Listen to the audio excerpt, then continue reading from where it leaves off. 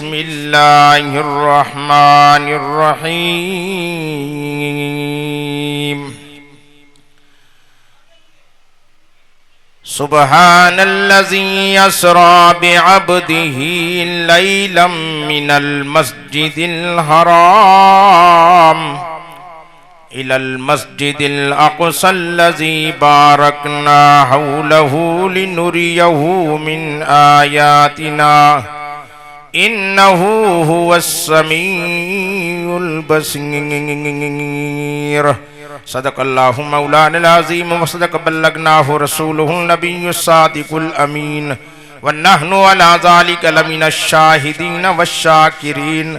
वल्हम्दुलिल्लाहि रब्बिल आलमीन। इन्नल्लाह व मलाइकतहु युसल्लूना अलन नबिय्य या अय्युहल्लज़ीना आमनू सल्लू अलैहि वसल्लिमू तस्लीमा। दिल जी मोहब्बत सां दुरूद शरीफ।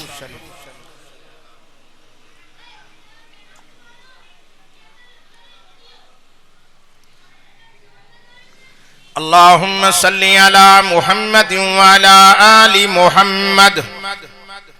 कमा सल्लैता अला इब्राहीम व अला आलि इब्राहीम इन्नका हमीदुम मजीद। अल्लाहुम्मा बारिक अला मुहम्मद व अला आलि मुहम्मद कमा बारकता अला इब्राहीम व अला आलि इब्राहीम इन्नका हमीदुम मजीद। यही मस्जिद, यही काबा, यही गुलजार जन्नत है, चले आओ मुसलमानों, यही दरबार मोहम्मद है।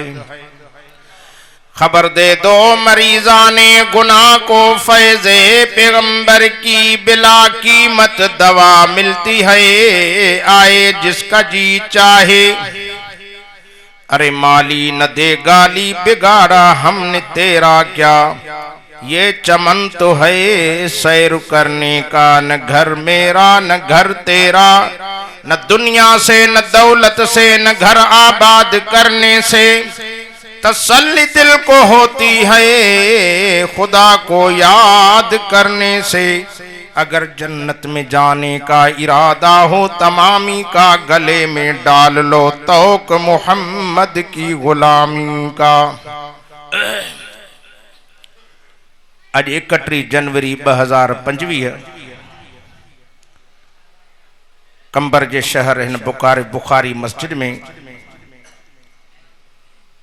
हजरत मौलाना साईं अब्दुल सत्तार साहब सूमरे जी दावत ते दस्तार बंदी जे जलसे जे मौके ते हिन खुशी में तहां सां जी गरजानी थी आ। करोड़े मुबारकूं मां उन्हनि खे ॾियां थो जिन जा अॼु बच्चा हाफ़िज़ ऐं आलिम थिया आहिनि। अल्लाह जो कसम खणी बैत रबी में चवां थो, इहा दुनिया त कमाए विया पर आख़िरत भी कमाए विया। दुनिया वारियूं डिग्रियूं मरण खां पोइ इतड़े पयूं हूंदियूं, पर कुरान वारी डिग्री कब्र में भी हलंदव। अज़ीज़ो, हे दुनिया जो जहान फना अथव, हिते रहणो कंहिंखे भी कोन्हे। तव्हां ऐं असां दुनिया जे लाइ कयूं था, पर असांखे आख़िरत जी का तयारी कान्हे। खुश नसीब उहो माण्हू आहे जंहिंजो बच्चो कुरान जो हाफ़िज़ थियो आहे, आलिम थियो आहे, ऐं मदीने जे मीर मिठे मुहम्मद करीम सल्लल्लाहु अलैहि वसल्लम जा परवानो मुझे महबूब नबी, मुझे दिलबर नबी फरमाए, कुन आलिमन औ मुतअल्लिमन औ सामिअन औ मुहिब्बन वला तकुन खामिसा। पाण फरमाए त सब खां पहिरे नंबर ते तव्हां नंढा वॾा थियो त आलिम थियो, जे आलिम न थिया हो त तालिब थियो। साईं फरमाए जे तालिब न थिया हो त ॿुधण वारा थियो, जीअं तव्हां असां अॼु ॿुधण जी नियत सां हिते गॾु थिया हूं। फरमाए ॿुधण वारा भी न थिया हो, ॿुधण जो वक्त भी न मिलियो अथव त मदीने जे मीर फरमाए औ मुहिब्बन, कम अज़ कम उलमा जी मुहब्बत हुजेव। दुनिया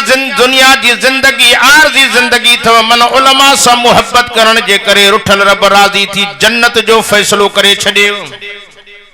तॾहिं मुझे महबूब फरमाए अल उलमा वरसतुल अंबिया। पाण फरमाए त आलिम मां मुहम्मद जे वरसे जा वारिस तव। अॼु माण्हुनि जी मुल्लन मौलवियुनि ते नज़र पवे थी, ईअं था तकनि जीअं कहाणी में कासाई ॾे तके। कुरान वारन जी इज्जत क्यों खुदा जो कसम आज दे डी क़यामत जे कुरान वारन के रब इज्जत मकाम प्रोटोकॉल दींदो दुनिया हैरान थींदी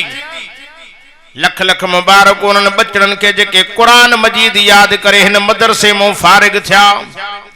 ऐ मुझे महबूब नबी मुझे दिलबर नबी फरमे मन कर अल कुरान व अमिल बिमा फीह उल बिसवालिदाहु ताज यौमुल क़ियामा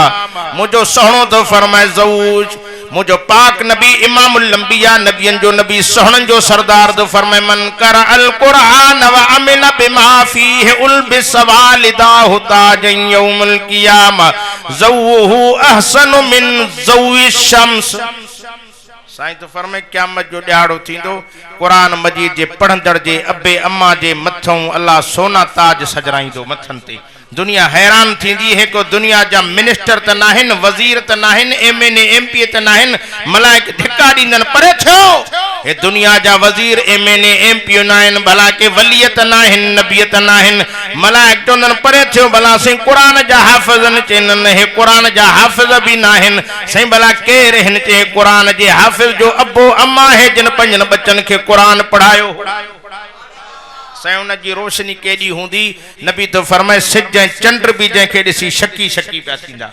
वो बच्चन के कुरान पढ़ायो कुरान को सिवा चाड़ो न थव खुदा जो कसम मरण खां पोइ मिट माइट पूरे कबर में हलिया ईंदव पर जे बच्चो कुरान पढ़ंदो ई त कबर ते रहमत जो मींहुं पियो वसंदो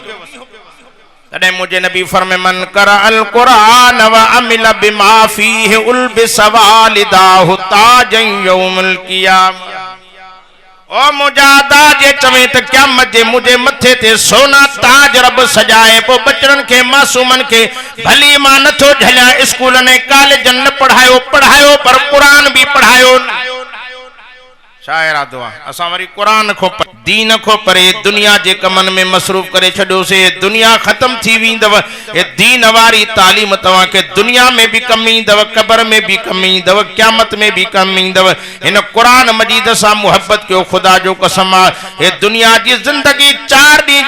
ॾींहं जी जिंदगी जला मेहनत था क्यों पर आखिरत वारे सफर जी तैयारी कयो ओ मुजा प्यारा भा मौत जरूरी दो मौत खोग में पंजे रब के परचायूं पंजे रब करीम के रिझायूं पो केडा भी गंदा हून रब जे दर ते अचण जी देर उन जे परचण जी देर ना है ओच तो धमाको तो जैसे फिलाणो मरी वियो अरे बाबा छा थी वियो अटैक थी वियो अरे छा थी वियो चे सही अचानक एक्सीडेंट थी वियो बहानो तो बनजी अचे कुरान तो फरमाए जा जा अजलहुम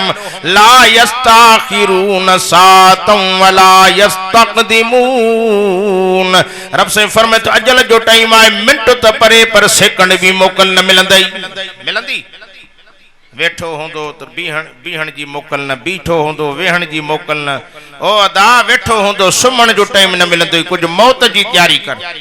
आखिरत जी तैयारी कर हल हला जो जहाना रोज मौत था ॾिसो पर अञा भी नथा समझूं बहरहाल मुझे अर्ज करण जो मकसद इहो आ त पंजे रब करीम के परचायो रिझायो पंजे रब के हे दुनिया खत्म थी वींदव आखिर तहां सा भी हलिया वींदा से नाला निशान साजा मिटजी वींदा पर जे पोयो एड़ी पोख पोखे वे क़यामत ते तुजो सदको जारी होंदो बच्चो आलिम करे वे हाफिज करे वे हो बेन के वनी पढ़ाईंदा वरी हो पढ़ी बेन के पढ़ाईंदा ता क़यामत ते तुजो सिलसिलो हलंदो रहंदो आहे या न एड़ो कम कजे या न कजे एड़ी पोख पोखे वंजे जेका क़यामत ताईं पई हले बहरहाल मुझे अर्ज करण जो मकसद इहो आ त बच्चन के दीन जी तालीम पढ़ायो त वरी दुनिया जो कम न वठो न दीन जो कम वठो त वनी मदरसन में पढ़ाइन इहो मदरसन जो फैज़ आ अल्लाह जो कसम खणी चवां थो मुझो बच्चो भी हिन मदरसे में पढ़ी अज आलिम थियो आ मूंखे तो खुशी थी आ मां दुआ करण आयो आ त अल्लाह सभनी जे बच्चन के कुरान जो हाफिज भी आलिम भी कारी भी करे अल्हम्दुलिल्लाह या वडे में वडी तवा सा जी पोखा सा ता चऊं त दुनियादार बच्चा हुजन दौलतमंद हुजन वडन ओदन ते हुजन पर ओदन वारन जा ओदा ते पिया हुंदई ए कुरान वारो एड़ो ओधो आ जो कब्र में भी साण हलंदो जो इंशाअल्लाह बच्चन के कुरान पढ़ाईंदा से औलाद के दीन पढ़ाईंदा से औलाद दीनदार आ न घर ते रहमती रहमत आ जे औलाद बेदीना त अल्लाह जो अजाब आ अल्लाह ताला सल तवा के नी अजाबन को बचाए बहरहाल ही महीनो पेहरी अज शाबान जी कल रजब गुजरियो आ दिल इया थी घुरे त सोने मुहम्मद अरबी जो मेराज बयान कया। कंबर शहर जा मुसलमानों मेराज सभनी नबियन के थियो आ पर असा जे दिल बर नबी जोड़ो कंहिंखे भी मेराज न थियो आ। सभनी नबियन के मेराज थियो आ पर इम्तिहान जी सूरत में असा जे सोहणे नबी के मेराज थियो आ इनाम जी सूरत में। हजरत इब्राहिम अलैहिस्सलातु वस्सलाम के मेराज बाह जे आड़ाह में,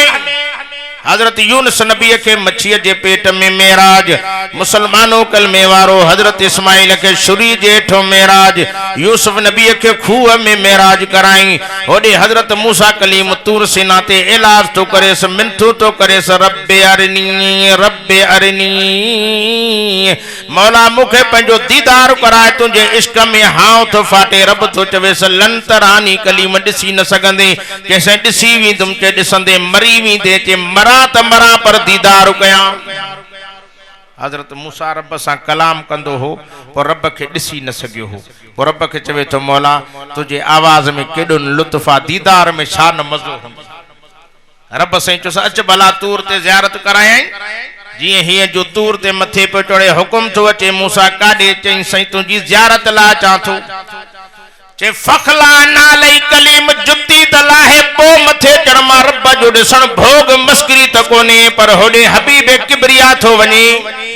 मूसा कलीम तूर ते वने त जुत्ती जे लाहण जो हुकुम पर जडे सो जो मुहम्मद नबियन जो नबी इमामुल अंबिया सोहणन जो सरदार तो फरमा जडे मां अर्श ते वणा पियो मां मुहम्मद अरबी के दिल में ख्याल थियो त अल्लाह से मूसा कलीम को तूर सीना जबल ते जुत्ती लाराई। मां मुहम्मद अर्श ते वणा थो मां मुहम्मद करीम जुत्ती त लाया पान फरमाए तन्या मां जुत्ती मुबारक लाथी कोन हुकुम थियो जिब्रील के जिब्रील है कलीम नाए हबीबुल्लाह या जंजे सदके कायनात पैदा के तो मुझे सोहणे नबी के जो जुत्ती मुबारक न लाहे मुझो सोहणो नबी मुझो दिलबर नबी जुत्ती सुधो अर्श ते अचे मुझे पैगंबर जी कदमन वारी मिट्टी मुझे अर्श के लगे तो मुझो अर्श भी शान वारो बनजे। तड़ी के चवण वारे चो कुर्बे मूसा और है कुर्बे मुहम्मद और है तूर सीना और है अर्शे मुअल्ला और है जे तो इस गुल की क्या मुशाबहत इस रुखे रंग लाल से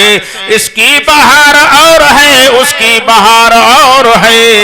जे तो खुद जाना और है बुलाना और है।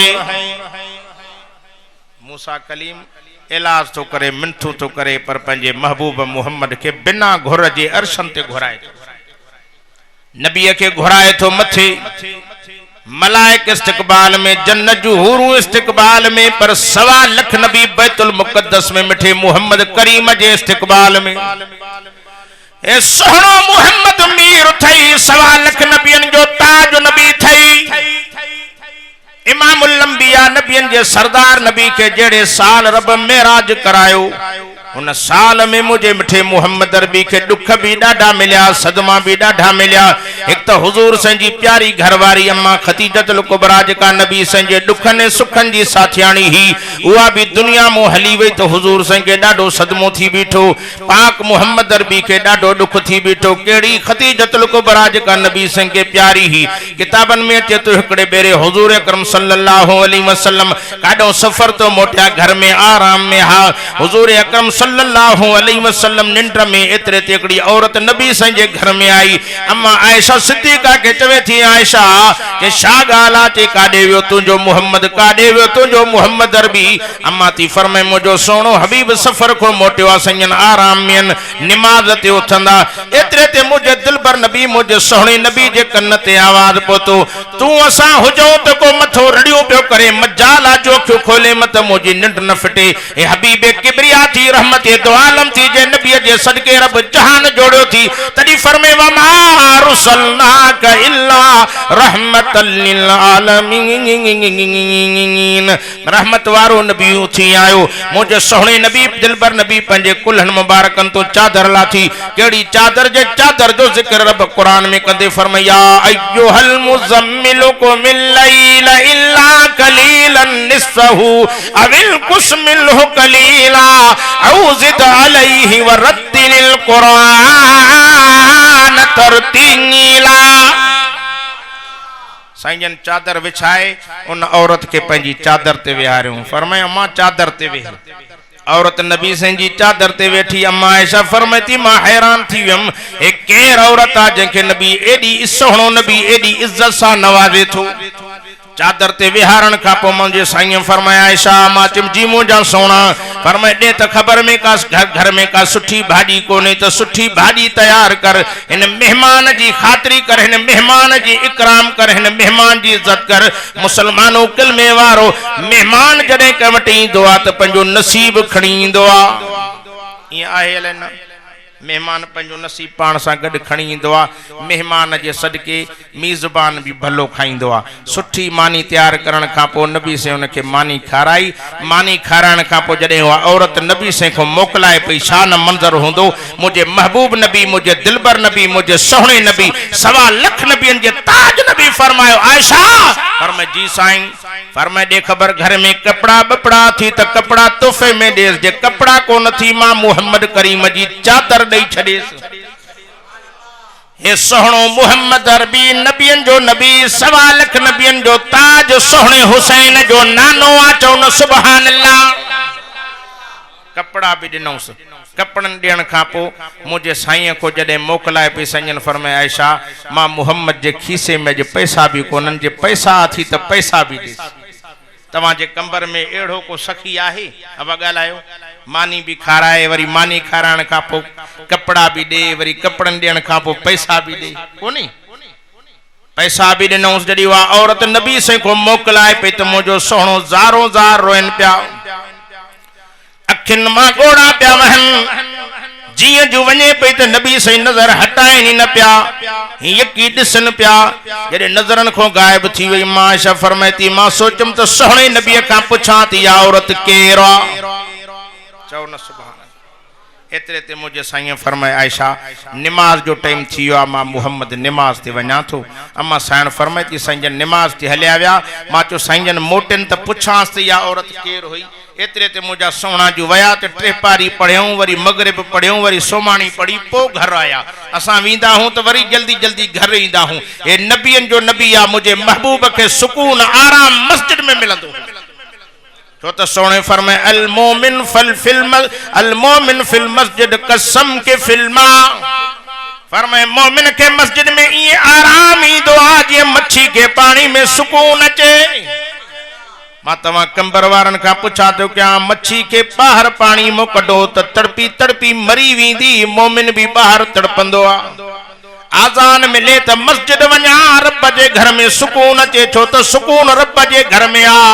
अचे तो मुझो सोनो घर आयो इशा जी नमाज का पो सैयन आया मां फरमाती मां दिल में सोचम त सही को पुछंदम त या औरत केर हुई एतरे ते मुझो सोनो मुझो दिलबर नबी जो आयो पान बिस्तरे ते लेटी पिया थकल टुटल अम्मा फरमाती मां सोचम त नबी सही मंजन जो भी निंड न कई सैयन के थकावट आ सैयन आराम करन सुबह जो हुजूर सही का पुछा कनम एतरे ते मुझो दिलबर नबी इमाम लंबिया तो फरमाया आयशा मां चम जी मुझा सोहना जी मुझा दिलबर नबी फरमाए दे खबर या औरत सुञातई अम्मा फरमाती अल्लाह जा हबीब मां या जिंदगी में डिठी ना है केर औरत पान करीमन फरमाए आयशा या उहा औरत आज का मुझी खतीजतुल कुबरा घरवारी ही उन जी सहेली हुई सुभान अल्लाह ढरिया अम्मा आयशा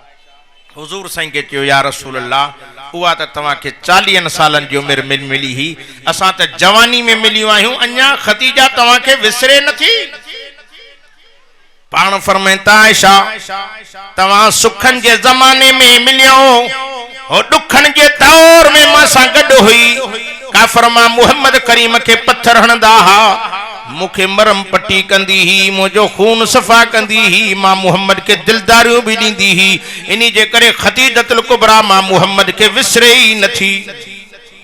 नबी साईं के इहो भी दुख इहो भी सदमो हो बे नंबर ते ताइफ जे शरीरन बदमाशन लोचन लोफरन नबी साईं जने दीन जी दावत खणी ताइफ में पहुता तो हुजूर जी गाल ही न बुधो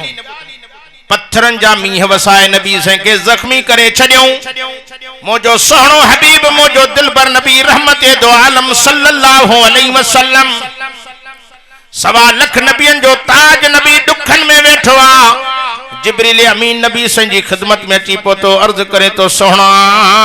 इन्हनि ज़ालिमन दरिंदाना हरकत करे तो मुहम्मद करीम खे ईज़ायो आ मोजा सोहणा हथा मुबारक तव्हां खणो आमीन मां थो क्या रब को मोकल थो वठी अचां हे ताइब जो शहर विच जबलन में आ हेॾो वारे जबल के हेॾे छिके हेॾो वारे के हेॾे छिके छड़ो हीअं पाण में मिलाईंदो मान अटो थी वेंदा कीमो थी वेंदा नालो निशान मिटजी वेंदुनि पाण फरमे त जिब्रील तू मूंखे नथो सुञाणे यार मां नूह नजीउल्लाह न आहियां मां दाऊद नबी न आहियां मां लूत नबी न आहियां मां मुहम्मद रसूलुल्लाह आहियां मां त पिटण न आहियो आहियां मां त ख़ैर जो दुआऊं खणी आयो आहियां हथड़ा मुबारक मथे अल्लाहुम्मा हदी कौम व इन्नहुम ला यालमून मोजा रब हिनन के हिदायत दे इनन के सुञाण वारियूं अखियूं दे जे मां मुहम्मद के सुञाणे नहा त मूंखे पत्थर नणना सुञाण वारियूं अखियूं दे जो मां मुहम्मद के सुञाणे माते कलमो पढ़ी मां सां गॾु जन्नत हलन हुजूर दुनिया में इहो फिक्र खणी आयो त धरती ते हिकिड़ो भी काफर न रहे सब कलमो पढ़ी मां मुहम्मद करीम सां गॾु जन्नत हलन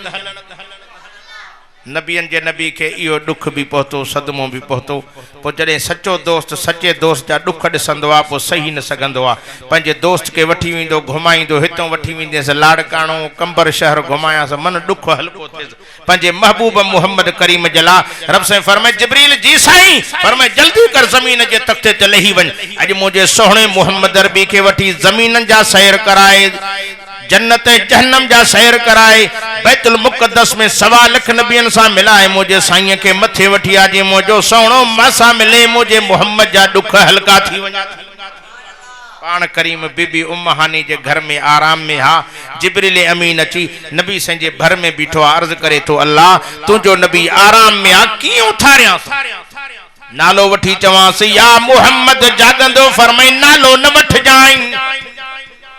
साईं पो कियो थारिया चे नालो न वठ जाई मां अल्लाह ही पंजे नबी के नालो वठी कदी सजो ही ना है पूरे कुरान जो मुतालो कियो अलहमद खां वठी वन्नास ताईं 30 सिपारन में काथे भी पंजे नबी के या मुहम्मद सा न सजो थे बेन नबियन के सजई त नाला वरते काथे चे या आदम काथे चे या ज़करिया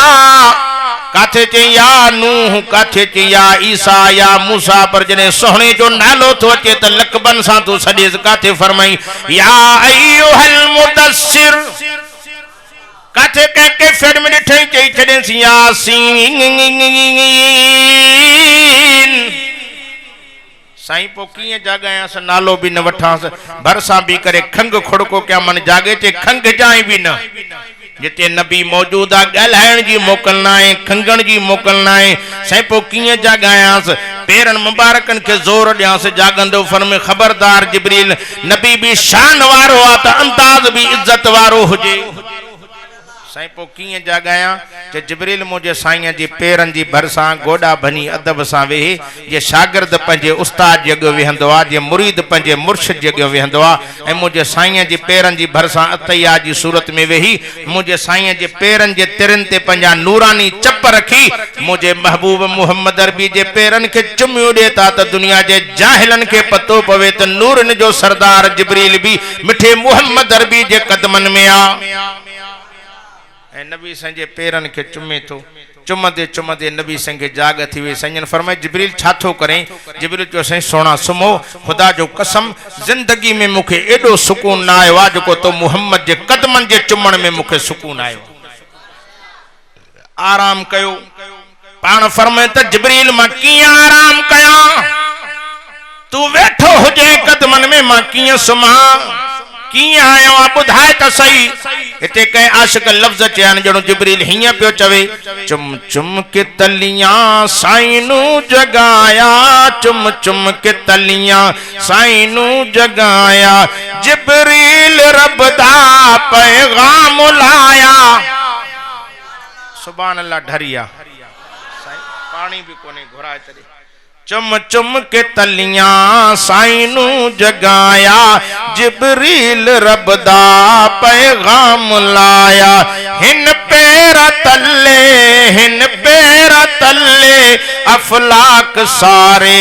हिन पेर तले अफलाक सारे अरशात नूरी अर्जा गुजारे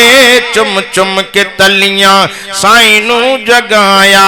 जिब्रील रब दा पैगाम लाया साईं जन चो जिब्रील कियां आयो जे सोना जे सुमण जी रात नहीं अज रब सां मिलाइण जी रात आ सजो सफर जो नक्शो हुजूर साईं जे अॻियों रखे से हितों को हिते हलणो आ पाण फरमाता जिब्रील हे त महीनन जो सफर आ अॻ में मूंखे इतला करे हा मां तैयारी त कयां हा जिब्रील चो सोना सफर बिल्कुल वड्डो आ पर पूरी दुनिया निंड में सुती पई हुंदी सजो सफर करे वापस अची तवां के बिस्तरे ते निंड भी करनी आ साईं फरमाए जिब्रील हेडो वड्डो सफर केड़ी सवारी आंदी थी साईं सवारी जन्नत मो आंदी आ जंहिंजो नालो बोराक आ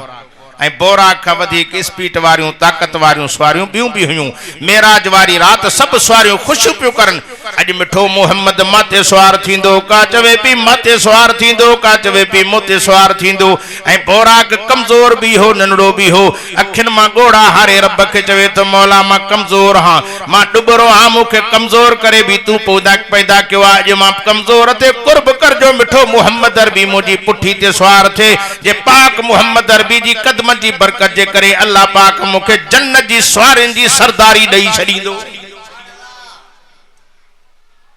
ऐ नबी साईं जे ला दुआ कबूल थी वई बोराक जी नबी साईं बोराक ते चढ़िया त जन्नत जी सवारिन जी सरदारी बोराक के मिली होदे दाई हलीमा जी डुबरी डाटी ते नबी साईं चढ़िया डाटियूं त ॿियूं भी खोड़ आयूं सवारियूं ॿियूं भी आयूं पर मुझो महबूब नबी जने कमजोर डाटी ते चढ़ियो इन कमजोर डाटी के रब रंगे छडियो असां भी पिछाड़ी वारी उम्मत कुराड़ी उम्मत कमजोर उम्मत डुबरी उम्मत बेन नबियन जी उम्मतन के हजार हजार साल उम्र 800 साल 900 साल उम्र असां जी उम्र 70 80 90 100 साल ताई कमजोर डुबरी उम्मत जे मथों भी रब जा करम थी विया जो मिठे मोहम्मद जड़ो नबी नहीं रब असां जो शान मथे करे महबूब मिठे नाले वारे साईं जे करे अल्लाह असां के भी रंगे छडियो ऐ मुझे महबूब नबी जे अॻियों या कमजोर बोराक आई होई कमजोर दिसण में पर स्पीड रब उन के एडी दिनी पाक नबी इमामुल अंबिया सल्लल्लाहु अलैहि वसल्लम जने बोराक जे वेझो आया अचे तो बोराक खुशी मो मापे न पियो पैर जमीन ते न प्या टिड़न सही टप पियो दे हिए जो टप दे पे जिब्रील अमीन मुहार के पकड़े सट दई जो ओ बोराक मस्ती न कर वडाई न कर तकब्बुर न कर अज तो ते उहा हस्ती सवार छण वारी आ जंजला नबी भी सिकंदा वे आहिन बोराक रोई करे चो जिब्रील मुखे दड़का न दे यार मां मस्ती नथो क्या वडाई नथो क्या मुखे तो खुशी आ जो बिनी जहानन जो सरदार मिठो मोहम्मद अरबी मुजी पुठी ते सवार थींदो जे पाक मोहम्मद अरबी जी कदमन जी बरकत जे करे अल्लाह मुखे जन्नत जी सवारिन जी सरदारी दई छडींदो ऐ नबी साईं बोराक ते चढ़िया तो बोराक के जन्नत जे सवारिन जी सरदारी मिली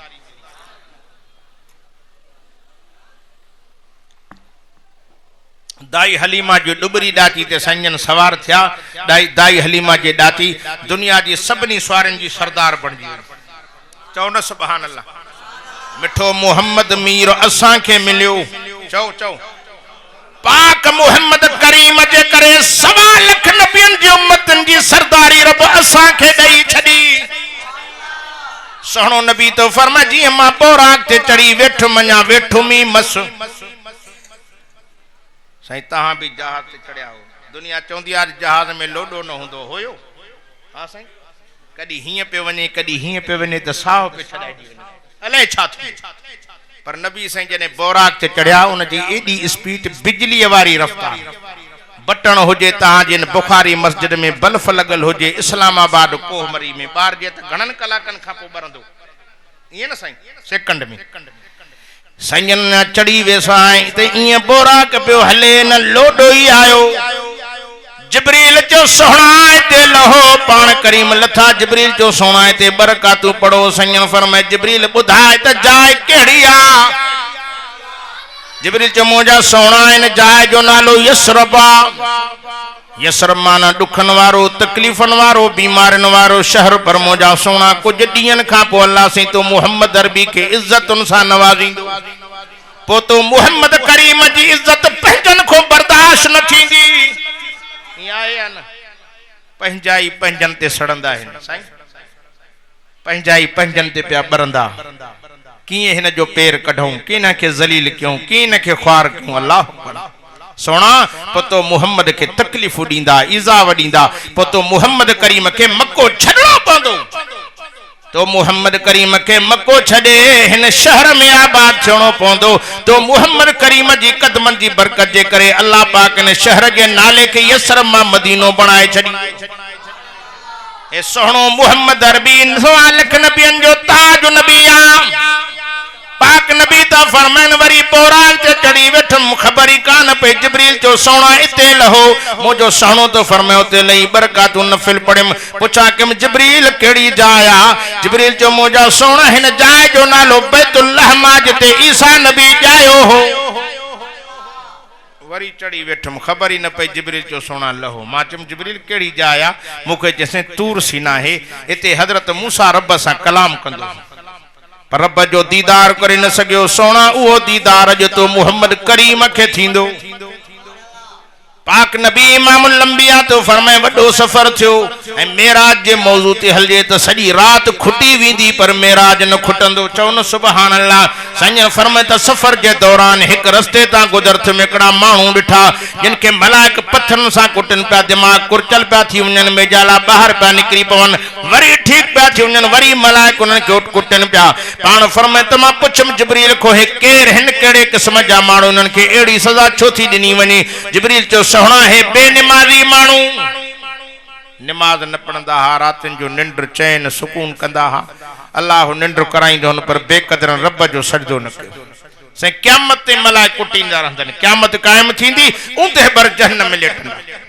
पाक नबी इमामुल अंबिया फरमान त थोड़ो अगना वदम मा एक औरत दिठम जंजा वार मथे सा मथे जा वार ही मथे बदा पिया हा मा पूछा कि जिब्रील है केर औरत आ जंके एडी सजा थी मिले मलाइकन दिमाग जो मिजालो कडी करे बाह के टटकाइन पिया जिब्रील जो मुजा सोहणा मुजा दिलबर नबी है उहा औरत आ जका मथे जा वार धारन मानू जे सामो जाहिर कंदी ही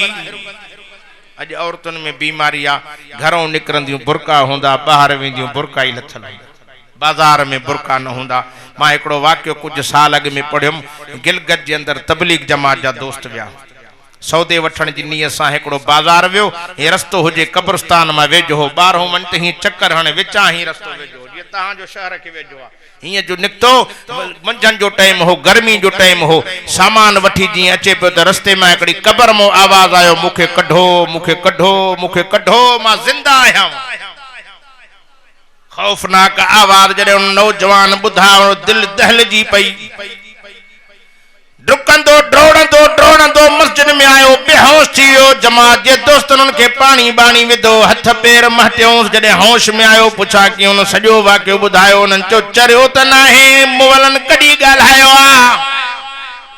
कंबर वारो कडी कडी रब सुधारण जला तो असा की वाक्या दिखारींदो थव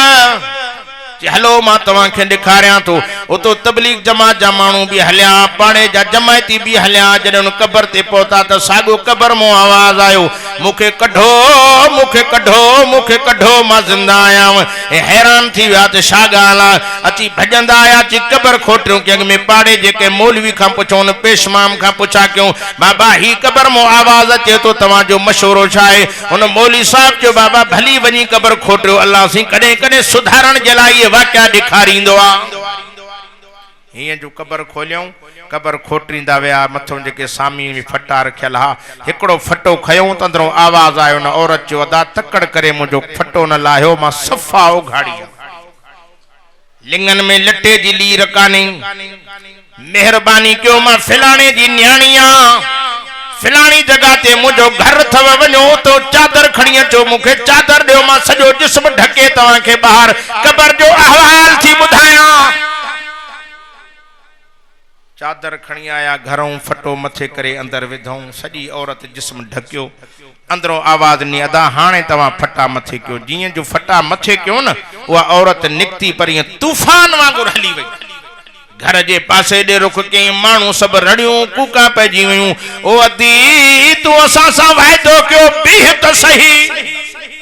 भजंदे भजंदे जने घर जे अंदर वही त कमरे जे अंदर वनी कुंडो बंद करे वेही रही घर में कोहराम पैजी वियो रड़ियों पैजी वयूं दाहूं चीखा पैजी वयूं अदी तू असा सा वायदो क्यों अदी मेहरबानी कर असा सा मिल तो सही अदी दरवाजो खोल सजा मानू पहुंची विया वे रड़ियों पिया कन हकला पैरन अंदरों औरत आवाज नो चेता मैं दरवाजो न खोली त मां मजबूर हां जको मुखे दिसंदो मुजो खौफनाक चेहरे में मंजर आ जको दिसंदो मरी विंदो इनी जे करे मां बेन के मारण नथी चाया उनन जो अदी तो असा सा वायदो कयो यदा पो मूसा तवा वायदो कयो चार मजबूत दिलवारा मानो हुजन जेके मुखे दिसन दिसी सगन जेके ताकत रखन पंजे अंदर पो मां दरवाजो खोले सजो कबर जो अहवाल थी दियां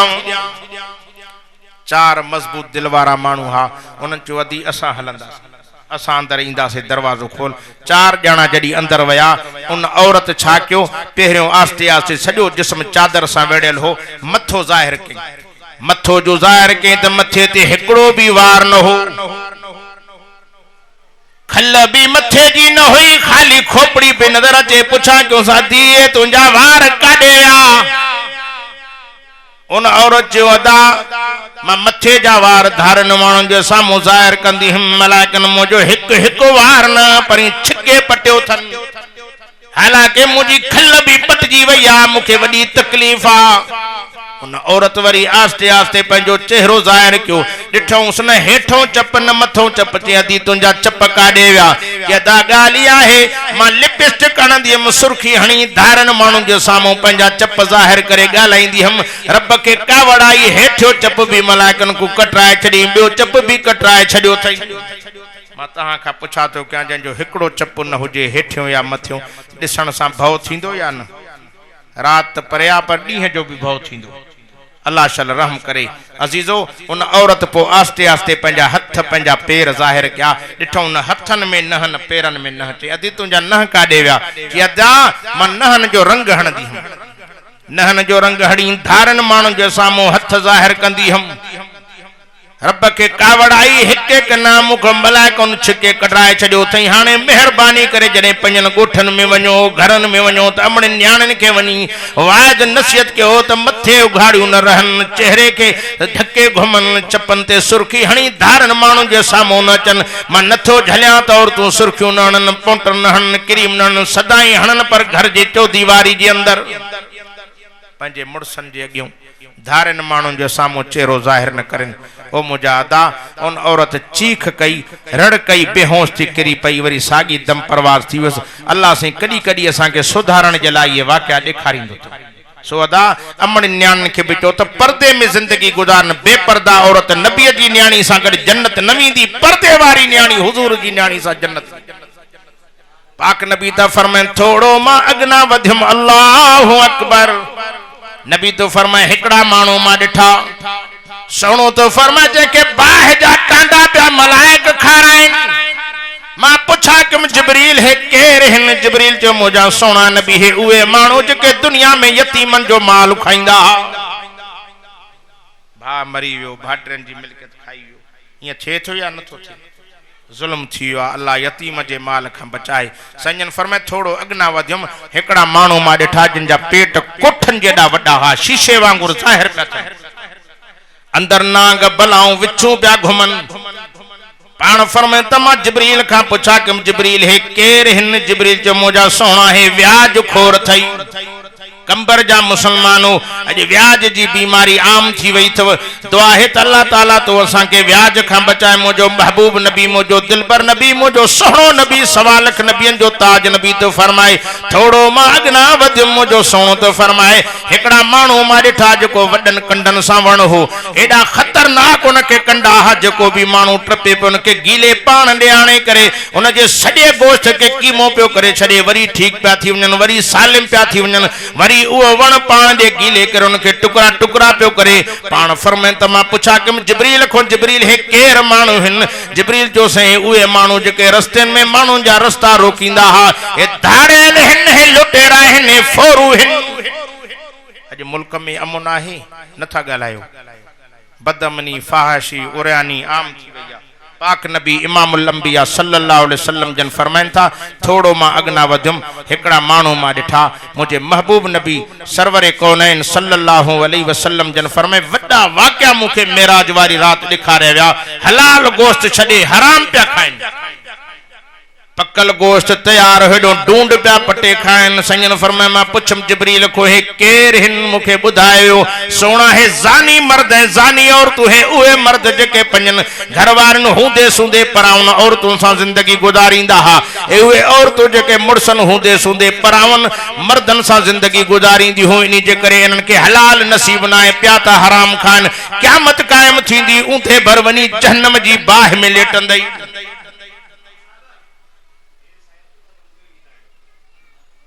नबी से फरमायो मां जहन्नम में पहुतम एक औरत दिठम जका जहन्नम जी बाह में टट के पई संजन फरमाए मां पूछा कि जिब्रील है केर हिन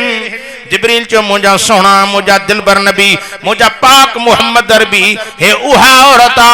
वडी गुनहगार औरत हुई वडी गुनहगार हो तो एक झटके में रब न के राजी थी जन्नत पुजायो थई एक औरत जन्नत में बैठी ही बी औरत जहन्नम में नबी से फरमाए जका मां दिठम पूछा कि हे केड़े डोह जे करे आई जिब्रील चो सोना हे वडी नेकोकार औरत हुई साले औरत हुई एक झटके में रब नाराज थी वस नेको चट थी वस केड़ो कम कई के सेकड़ी बिल्ली जान खोर जकान जे घर जो जान करे विंदी ही नुकसान करे विंदी ही हुकूमत जान खोर के एक धक्का सा मारियो इन औरत छा के उन बिल्ली के रसो गिची में विधी छड़ी रोजानो लकड़न जी मार दींदी रही तकलीफो दींदी रही न खादो दिने न पीतो दिने जिंदगी जा आखिरी लम्हा जडी बिल्ली जा पोता बिल्ली पंजू बई जंगू हथ बनाए करे जो मौला ये दुखी घड़िया में मुजा रब साईं ओ मुजा मिठा रब तो इंसान के साथ दींदो आ पर मुखे जलील करे मारियो थी अल्लाह मुखे तकलीफ रुनियो थी जे मुखे तकलीफ नहीं थी मुजा रब तू भी महशर जी ख्वारी खन बचाए जांस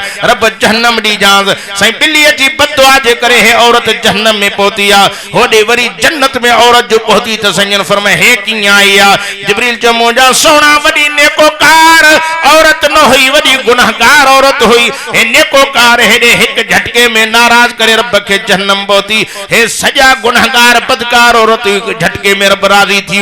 केड़ो अमल के चे सैकड़ो कुत्तो हो जो खूह जी भरसा बेचारो उन्याल तड़पे पे उन्याल हो इन औरत के रहम आयो हे औरत आई खूह तमाम हेठो जेकरे खूह जे मथो कुत्तो अची करे त मरी वने इन औरत मथे जो रौ लाहे करे काश उन में बधई अंदर खूह में विधई वो पानी